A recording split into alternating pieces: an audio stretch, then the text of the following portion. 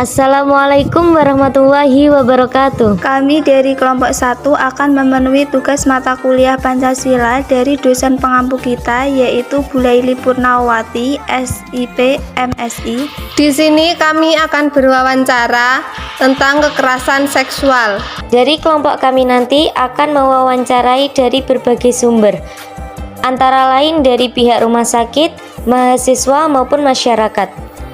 Di sini sebelumnya kami akan berkenalan terlebih dahulu.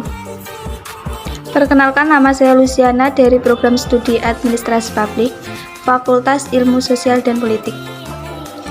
Perkenalkan, nama saya Nanda Putri Rahayu dari program studi Administrasi Publik, Fakultas Ilmu Sosial dan Politik. Perkenalkan, nama saya Laila Widya dari program studi Administrasi Publik, Fakultas Ilmu Sosial dan Politik.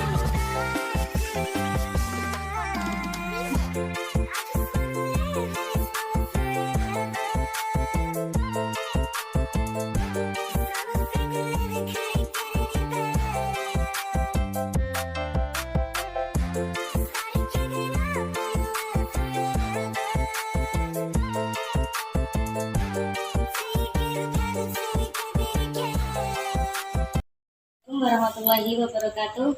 Perkenalkan, nama saya Nanda Putri Rahayu dari Prodi Administrasi Publik, Fakultas Ilmu Sosial dan Politik. Di sini saya mau izin mewawancarai Bapak. Sebelumnya Bapak perkenalan terlebih dahulu. Assalamualaikum warahmatullahi wabarakatuh. Nama saya Mali MPD. Saya bekerja di Dinas Pendidikan Kabupaten Tulungagung, yaitu Kepala UPSP Pendidikan Kecamatan Tulungagung. Oke, langsung menuju ke pertanyaan pertama. Mengapa kekerasan seksual dapat terjadi di lingkungan pendidikan? Begini, kekerasan seksual di tingkat pendidikan itu rata-rata yang menjadi korban adalah siswa perempuan, dan itu disebabkan karena dari pihak orang tua itu kurang pengawasan terhadap siswa atau anak tersebut, sehingga ketika ada laki-laki mengetahui keadaan di tempat-tempat di rumah tidak ada orang atau mungkin di tempat lain, maka kebanyakan mereka merayu dengan mengiming-imingi berbagai macam benda, baik uang maupun makanan atau mungkin HP atau yang lain, sehingga ketika keadaan sepi, wanita atau siswa tersebut dengan iming-iming tersebut jadikan korban untuk melampiaskan nafsu dari seorang laki-laki yang tidak bertanggung jawab. Menurut Bapak, mengapa perempuan lebih rentan menjadi korban tindakan kekerasan seksual? Ini dari pihak perempuan itu mengapa seperti itu? Karena laki-laki juga menganggap perempuan itu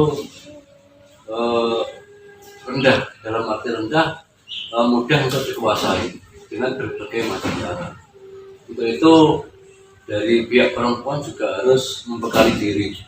Yang pertama adalah keimanan, yang kedua juga berpakaian yang sopan, yang tidak mengundang hawa nafsu dari laki-laki. Kemudian hindari tempat-tempat yang rawan berduaan, rawan sepi, sehingga nanti memacu untuk hal-hal yang tidak kita inginkan.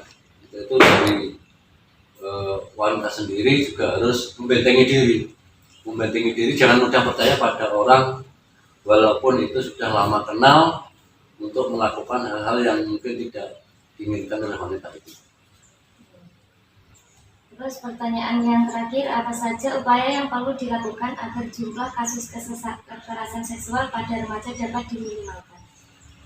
Yang pertama yang dilakukan sebenarnya adalah di pendidikan itu adalah ilmu keagamaan, memperkuat ilmu keagamaan sehingga itu menjadi tameng siapapun baik laki-laki maupun perempuan.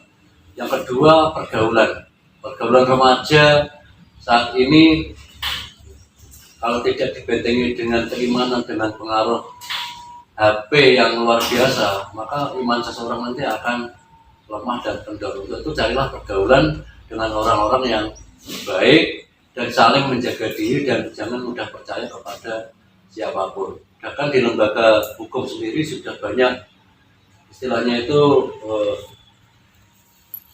sosialisasi akibat dari kekerasan seksual dan lain-lain, sehingga kalau kita selalu membentengi diri dengan keimanan, insya Allah aman, wanita itu juga aman dan semuanya bisa dikurangi dengan pergaulan yang tidak sesuai dengan adab yang ada di masyarakat. Jadi pergaulan itu penting, cari teman yang seiman, ya, seiman, kemudian juga yang benar-benar dapat dipercaya.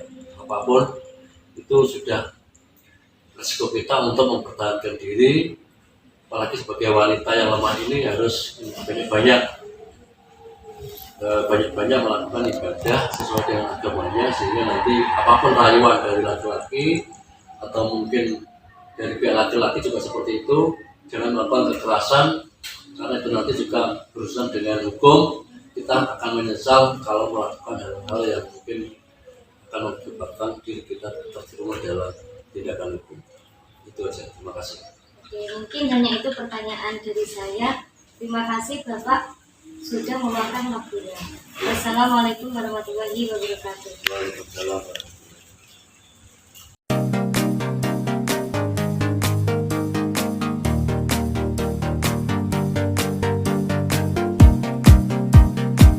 Assalamualaikum warahmatullahi wabarakatuh. Perkenalkan, nama saya Luciana. Di sini saya sebagai pewawancara, dan di samping saya ini merupakan narasumber dari kekerasan seksual yang bernama Kak Ahmad Tri Erlangga, bekerja sebagai karyawan swasta. Di sini saya langsung bertanya ya Pak, terkait kekerasan seksual. Untuk pertanyaan yang pertama yaitu, bagaimana menurut Anda sebagai masyarakat apabila melihat terjadi kekerasan seksual? Oke, terima kasih pertanyaannya. Untuk bagi saya, mungkin sangat memprihatinkan ya, karena kekerasan seksual sendiri bisa membuat terutama masyarakat seperti remaja, remaja dewasa itu membuat trauma. Apalagi kekerasan seksual itu lebih dari kekerasan pada umumnya. Biasanya kekerasan itu ada yang fisik, ada yang verbal. Ya, kekerasan seksual itu lebih ke intim, apalagi korbannya tidak hanya laki-laki tapi lebih cenderung ke perempuan seperti itu. Untuk pertanyaan yang kedua, menurut kakak apakah hal tersebut sangat membahayakan bagi masyarakat dan bangsa? Tentu sangat membahayakan. Karena apa? Itu akan mencetak, misalkan kejahatan seksual dibiarkan dari dunia mungkin. Kalau tidak dibiarkan itu akan semakin besar berpengaruh pada karakter masyarakat sekitar masyarakat.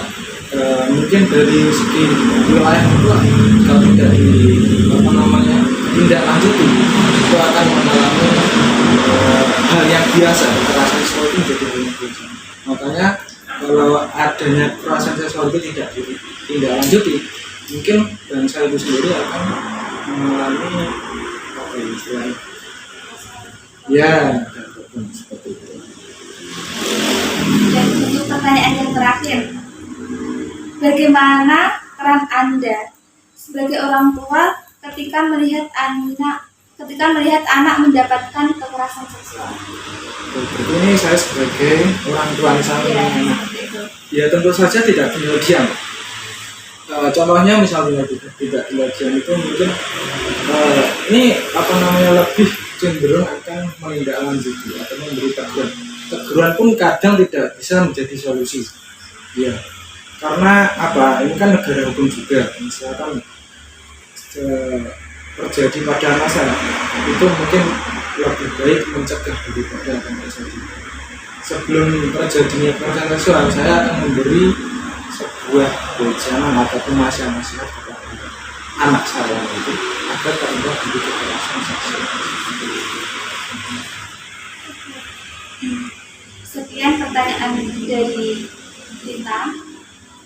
Apabila ada kurang lebihnya, mohon maaf. Terima kasih yang pertama untuk narasumber sudah meluangkan waktunya. Sekian, wassalamualaikum warahmatullahi wabarakatuh. Wassalamualaikum warahmatullahi wabarakatuh.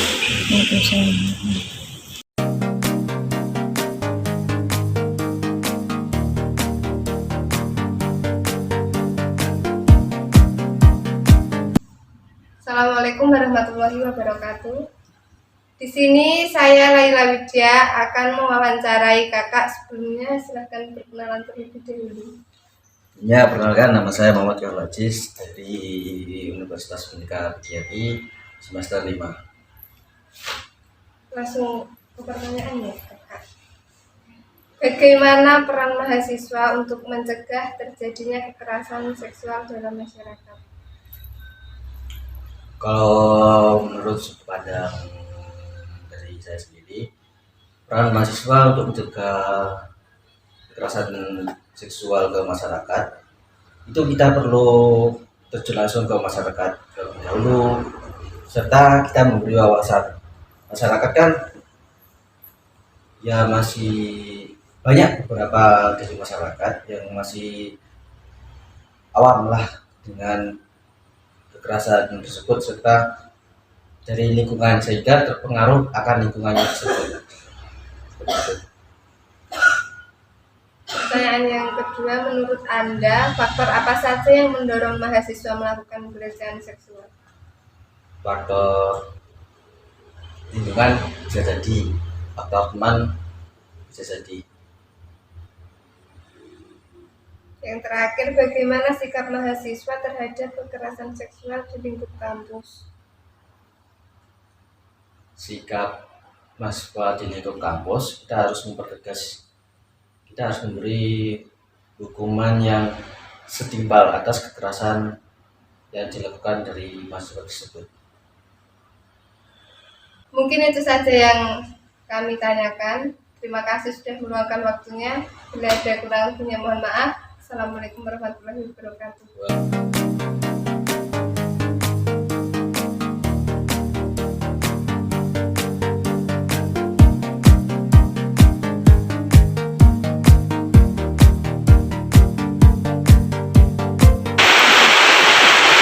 Assalamualaikum warahmatullahi wabarakatuh. Waalaikumsalam warahmatullahi wabarakatuh.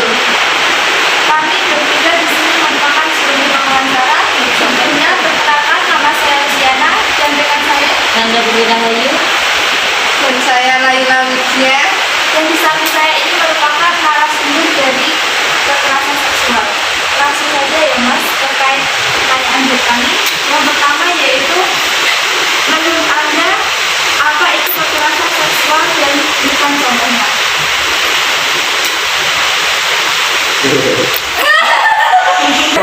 Tiga. Menurut saya, untuk kekerasan seksual itu sebuah perbuatan. Menurut saya, pelecehan seksual itu merupakan perbuatan menghina atau melecehkan seseorang. Contohnya seperti pemerkosaan dan lain-lain. Kemudian pertanyaan kedua, menurut narasumber apa saja yang bisa dilakukan untuk menghindari atau meminimalkan hal tersebut terjadi? Mungkin salah satunya dengan ketika kita melihat langsung dengan cara menegur ataupun dengan langsung melaporkan ke pihak yang berwajib seperti ke kepolisian. Untuk pertanyaan yang terakhir yaitu, menurut Anda bagaimana cara mengatasi kekerasan seksual di lingkungan sekitar? Cara mengatasinya mungkin dengan dari diri sendiri itu pergaulan bebas ya, dari pergaulan seseorang tersebut. Kemudian apabila melihat kejadian seperti kekerasan seksual di lingkungan sekitar itu, pertama itu seperti dari pergaulan ya. Lalu yang kedua dengan mengadakan sosialisasi pada kaum remaja dan yang lain. Untuk yang terakhir, berilah pesan dan pesan terhadap pelaku kekerasan seksual. Stop.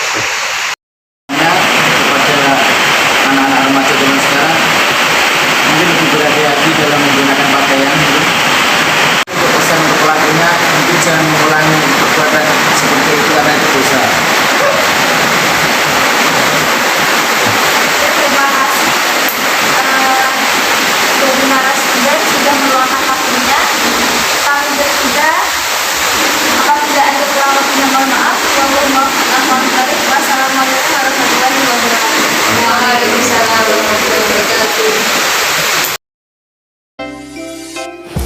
Sehingga dari berbagai narasumber tersebut dapat disimpulkan bahwa kekerasan seksual adalah setiap perbuatan merendahkan, menghina, melecehkan, atau menyerang tubuh dan fungsi reproduksi seseorang karena ketimpangan relasi kuasa dan gender yang dapat berakibat penderitaan psikis.